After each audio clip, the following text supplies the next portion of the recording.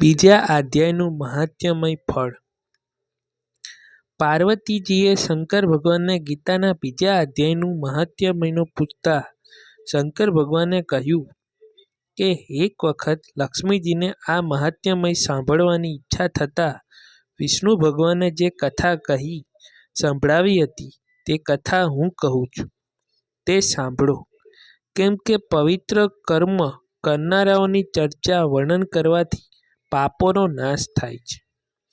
પૂર્વકાળે દક્ષિણ દેશમાં પુરણ નામના નગરમાં સુષ્મા નામનો એક પુણ્યશાળી બ્રાહ્મણ રહેતો હતો. તે સાધુ જેવો કરતો, અતિષ્કાર કરતો, હવન, પૂજન, શ્રાદ્ધ અને તર્પણ દ્વારા દેવતાઓ અને પિતૃઓની સેવા કરતો હતો. એક વખત તે કુંભળ સ્નાન કરવા પ્રયાસ કર્યો. ત્યાં એક જગ્યાએ સાધુ મહાત્માઓ એકઠા થઈ પરમાત્માના સંબંધમાં ચર્ચા કરી રહ્યા હતા. સુષ્મા ત્યાં જઈ પહોંચ્યો. મહાત્માઓએ પ્રણામ કરી ત્યાં બેઠો અને તેઓની ચર્ચા સાંભળવા લાગ્યો. ચર્ચા પૂરી થતાં તેણે મહાત્માઓને પોતાની મૂંઝવણ જણાવી. પૂછ્યું કે હું હંમેશા સત્કર્મો કરવાના રજપરચો રહ્યો છું. મેં કદી કોઈ ખરાબ કામ કર્યું નથી, છતાં મારા મનને શાંતિ કેમ મળતી નથી? અશાંત રહેવાના કારણે હું કોઈ પણ વિષય બાબતે અંતિમ નિર્ણય પર આવી શકતો નથી. તેથી હું નિજાધનના સુખથી વંચિત રહી જાઉં છું. તેથી હે મહાત્માઓ, મને પરમ સુખ પ્રાપ્ત થાય એવો કોઈ રસ્તો બતાવો. કહેવાયું છે કે એક ઘડી આખી મેં પુની આંચ સેવા સંગત સાધુની કરી, અરે કોટી અપરાધ. સુષ્માની વિનંતી ભર્યા શબ્દ સાંભળીને એક મહાત્માએ કહ્યું, હે બ્રાહ્મણ, તું ગીતાજીના બીજા અધ્યાયનો નિષ્ઠ પાઠ કર, જેથી તારા મનને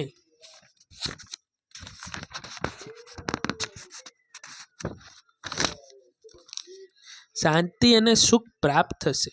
આ વિષય બાબતની એક પ્રાચીન કથા છે, તે હું તેને કહું છું, તે તું સાંભળ. પ્રતિષ્ઠા નગરમાં ઉદમ નામનો રાજા રાજ કરતો હતો. તેના રાજ્યમાં વિક્રમસ્ના નામનો એક અતિ લોભી બ્રાહ્મણ રહેતો હતો. તે બ્રાહ્મણનો જીવન વિવાહ રાજા તરફથી થતો હતો. રાજા જ્યારે બીજા બ્રાહ્મણોને અન્નદાન કરવાનું કાર્ય વિક્રમ શર્માને સોંપ્યા ત્યારે તે બધું અનાજ પોતે હજમ કરી જતા. આ ઘોર પાપના પરિણામે તે મૃત્યુ પછી નરકમાં સબડાવા લાગ્યો. ઘણા કાળ સુધી નરક ભોગવ્યા પછી ફરીથી તેને મનુષ્ય દેહ મળ્યો. યુવાન થતાં તેના લગ્ન કંકસના નામની દુષ્ટ સ્ત્રી સાથે થયા. એક દિવસ એ વ્યભિચારી સ્ત્રીએ એના પ્રેમીને કહેવાથી પોતાના સૂતેલા પતિનું માથું કપાઈ નાખ્યું. આમ અકાળ મરણ પામવાથી તેના આત્મા વનતા પ્રેત થઈ ભટકવા લાગ્યો. કંકાસા પણ મર્યા પછી બકરી થઈ જન્મી. એક દિવસ પ્રેમ થયેલા વિક્રમ શર્માએ જંગલમાં એક મહાત્માની ઝૂંપડી પાસે ઊભેલી એક બકરીને જોઈ. એ બકરીને જોતાં જ તેને પોતાનો પૂર્વજન્મ યાદ આવ્યો. તે બદલો લેવા બકરી થયેલી કંકાસને મારવા દોડ્યો, પણ બકરી તો ત્યાં જ ઊભી રહી. પ્રેત ઝૂંપડી પાસે આવ્યું તે વખતે ઝૂંપડીના એક મહાત્માના ગીતાજીના બીજા અધ્યાયનો પાઠ કરી રહ્યા હતા. તે પાઠના શબ્દો પ્રેતના કાને પડ્યા. તે બકરીને મારવાનું ભૂલી જઈ એક ચિત્તને પાઠ સાંભળવા લાગ્યો. પાઠ સંભળાવાથી તેના મનના વિચારો શુદ્ધ થઈ ગયા. મનના કોઈ વૈભવ ન રહ્યો. બકરી પણ તે પાઠ સાંભળવા જ ત્યાં ઊભી હતી. ત્યારબાદ તેઓ બંનેને ત્યાં રહ્યા અને નિત્ય ગીતાજીના બીજા અધ્યાયનો પાઠ સાંભળવા લાગ્યા. આ પાઠ સાંભળવાના પુણ્ય વડે પ્રેત અને બકરી બંનેને વૈકુંઠનો પામ્યા.